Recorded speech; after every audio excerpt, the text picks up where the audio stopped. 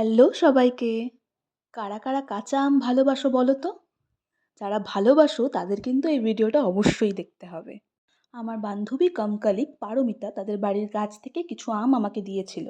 আর সেটা দিয়ে আমি বানিয়ে নিয়েছি কাঁচা আমের আমসত্ত্ব। কী করে বানিয়েছি পরপর দেখে যাও। প্রথমেই আমটা ভালো করে ধুয়ে নিয়ে ছোট, ছোট টুকরো করে কেটে সেদ্ধ করে নিয়েছি। যেহেতু আমগুলো কচি ছিল তাই সেদ্ধ হতে সময় লাগেনি। তারপরে একটি ছাঁকনি দিয়ে ছেঁকে নিয়েছি যাতে করে কোনো আঁশ না থাকে। তারপরে নিয়ে নিয়েছি প্যানে আর তাতে দিয়ে দিয়েছি চিলি ফ্লেক্স আর গোটা জিরে, মেথি আর হচ্ছে মৌরি গুঁড়ো।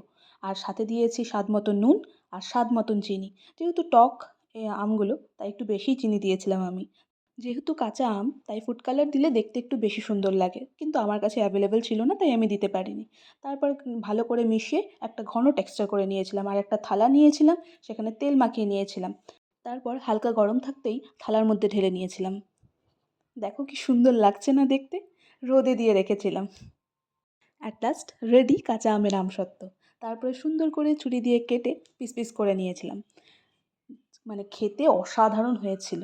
যারা ভালোবাসো আমসত্ত্ব তারা কিন্তু অবশ্যই একবার ট্রাই করতে পারো। এই আমসত্ত্বটা কিন্তু ঘরে বেশ কিছুদিন প্রিজার্ভ করাও যেতে পারে।